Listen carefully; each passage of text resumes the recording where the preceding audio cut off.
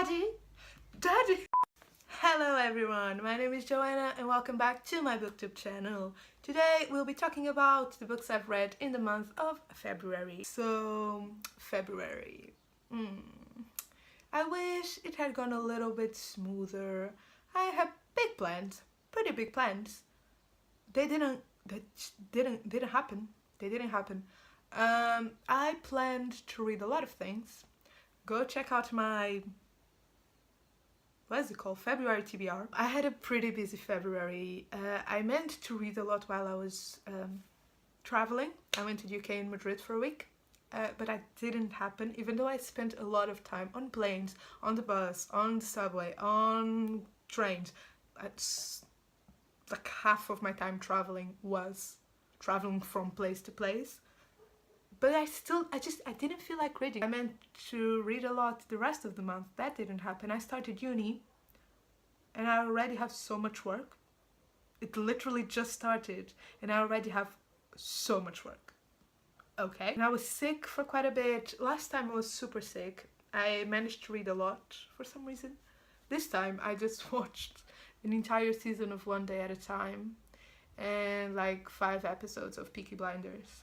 If you want me to like talk about the shows I watch or the films I see, just let me know. Anyway, the month of February I've managed to read 5 books and we can talk about them right now. Let's start with 2 books. Let's start with Shadow and Bone and Siege and Storm by Leigh Bardugo. Did I mean to read Ruin and Rising? I did. Did I mean to read King of Scars? I did. You can see it, it's right there.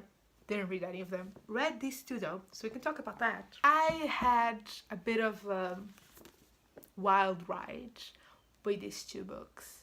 So what ended up happening was, I stand the Darkling low, like we stand, like, yes daddy, yes daddy, daddy, daddy. Hello, Daddy? Yes, Daddy. No, Daddy. Daddy. We stand the Darkling. Fuck the Darkling.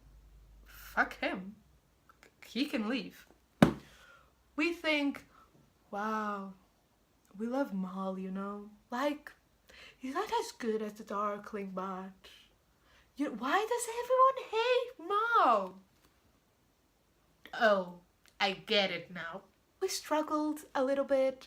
We went through it reading this, but at the end of the day, we had an okay time. I give Shadow and Bone 3.5 stars and I give Siege and Storm 3 stars. I could, go into a whole discussion on why people hate Mal so much, why people hate Alina so much, why people love the Darkling so fucking much, even though they've read Siege and Storm, same as me. We read the same book, guys. Intellectually talk about the importance of religion in Siege and Storm, but I'm not going to do any of that.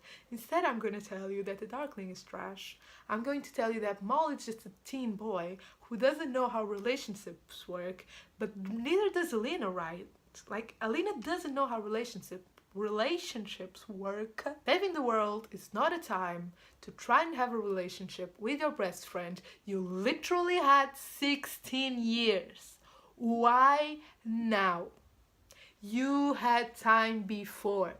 Now is not the time. Wait. Oh my god. Your girl struggled. Your girl went through it. Your girl doesn't know when she's going to read Ruin and Rising. We'll see. I really want to get to King of Scars, so I'll have to read Ruin and Rising soonish. And I kind of want to reread 6 of Crows and Crooked Kingdom to fill the void in my heart. So we'll get to that soon, probably. All of the other books I read them in audiobook, so you know the drill, they'll be over here, just living their life. Next book I read was Sockle Girls by Claire Legrand. Oh my god. Okay, so I talked about this at length in my BookTube Games vlog, week 1. I'm gonna link that in the cards if I can. If not, it'll be in the description down below.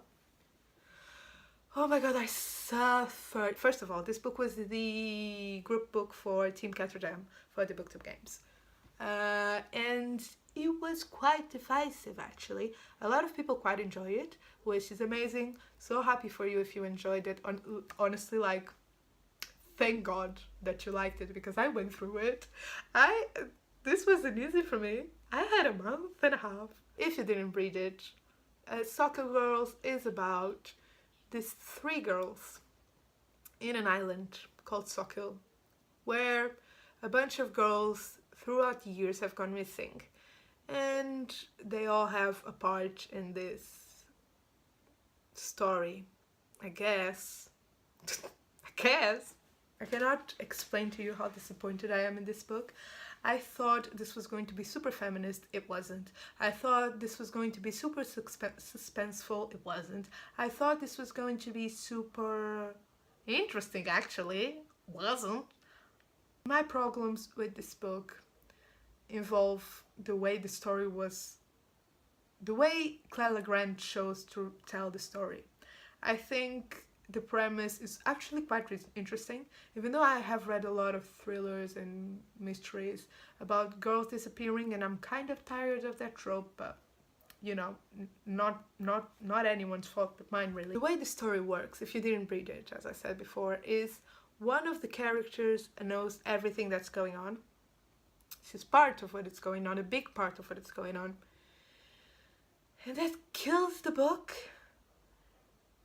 But the thing is, I didn't think I'd have a problem with it, because usually I'm the person that doesn't care for spoilers. I don't really care if I know what the book is about. I don't care if I know how the book is gonna end. That really doesn't impact how I like the book. But for some reason, with this specific book, that made me want to throw myself off a bridge. A lot of people really enjoyed the writing. I didn't like the writing. The characters were fine. Like, it wasn't like, oh, I hate the character. No, they were fine, but they weren't anything that was gonna keep me going through an annoyingly boring plot. I'm throwing all the tea and all the shade today. Haha. That's basically it, really. I gave it 2 stars. Oh, I wanted to tell you, I talked about this at length as well. I've forgotten most of what the book was about, because I just watched my vlog, because it was quite funny how I didn't really listen to it properly, so I actually don't know how the book ended. Let's not talk about that now. But yeah, I gave it 2 stars on Goodreads.